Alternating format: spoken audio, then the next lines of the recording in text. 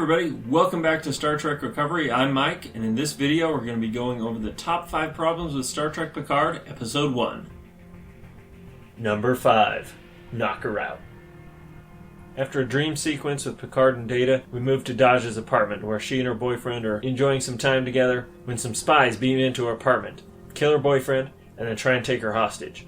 The one agent is holding her so she can't move, and instructs the other agent to knock her out. What does he do? He doesn't knock her out, of course. He puts a bag on her head, and then stands around. And then, after several seconds, he goes to punch her, she blocks the punch, and then they say she's activating. Apparently, she's a very dangerous half-android thing with superpowers and has to be incapacitated. So, of course, what are you going to do? You're going to put a bag on her head and then sit around for a few minutes waiting for her to activate, and then go to knock her out after she's activated. Because obviously the story wouldn't go anywhere if you actually did what you were supposed to do and knocked her out in the first instance and then put the bag on her head. Seriously, it makes no sense. Number 4. The Romulophosaurus. Here towards the end of the episode we have Dahj in a fight with the Romulan secret agents, and she's winning, of course. She defeats one Romulan agent, he goes beaming away, she knocks another one down the stairs, and the other one comes beaming back. And then she knocks him out, and he's laying there on the ground, and she picks up his phaser rifle and is going to shoot him, and then he shoots poisonous acid venom at her. Venom? Poisonous acid venom. No. What? This makes no sense. Anyway, this poisonous acid venom caused her phaser rifle to explode, and Dahj dies in the explosion. The end. Except it's not, because we still have. Number 3. Dahj's superpowers. So it seems that an android brain inside of a human body enables the human body to overcome stresses and forces that normally it wouldn't be able to, because Dahj has the ability now to be super fast and dodge. Oh my gosh. Dahj is dodging these phaser blasts or whatever they are. And she can attack these Romulans who came to get her. And then another Romulan later beams in on some staircases far away, which I don't know why he beamed far away instead of just beaming her away.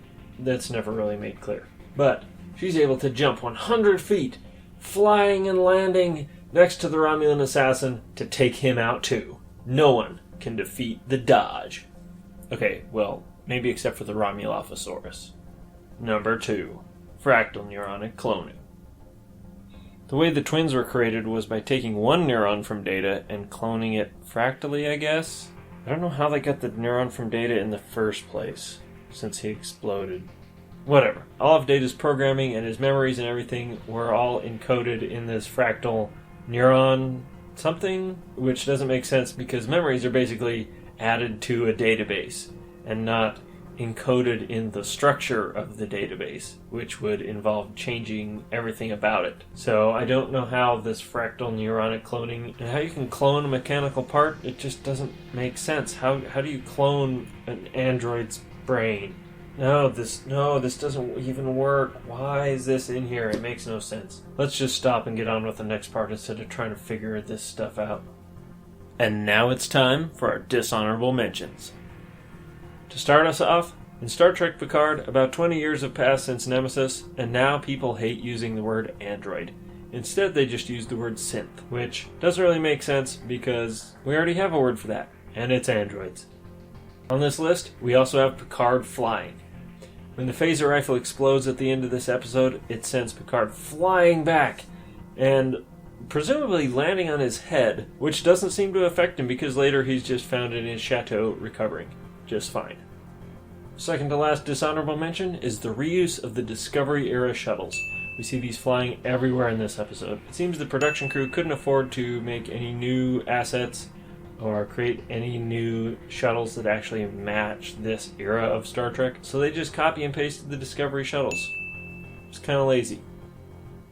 And our last but not least dishonorable mention, the Cliche necklace.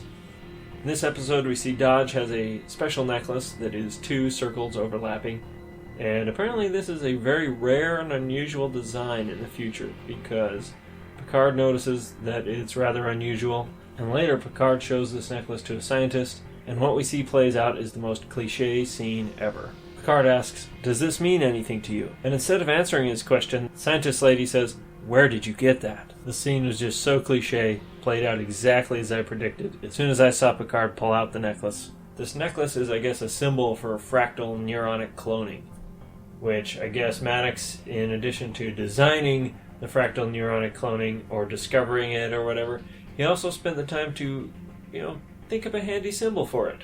Because why not? What the symbol commonly represents now is the Vesica Pisces, which is used a lot in sacred geometry, and is also the reason why this necklace is not that unusual, because it is a very commonly used symbol for a lot of people. And now, for the number one problem with Star Trek Picard Episode 1, the destruction of Romulus. The destruction of Romulus comes from the 2009 Star Trek movie, which aside from the canon issues, also faces a lot of other logical issues, like how a supernova could actually reach Romulus that quickly and destroy the planet, or how the Romulan Empire wouldn't have enough resources to successfully manage the destruction of one of their planets. This destruction of Romulus nonsense makes no sense at all. It just needs to be forgotten, along with the 2009 movie, along with Star Trek Picard, all this other crap that they're trying to just slap the label Star Trek on. It just needs to be thrown in the garbage and forgotten about. Okay? Leave it out of Star Trek. Stop trying to make the destruction of Romulus happen. It's not gonna happen. Well, there you have it. Top 5 problems with Star Trek Picard, Episode 1. If you like this video, make sure you give it a like and a share. And if you spotted any other problems with this episode, let me know down in the comments. That's all for this video. I'll see you in the next one, and make sure you keep boldly going. Although, I do have to admit, Picard's got a pretty sweet cape necktie knot going on here. I like it.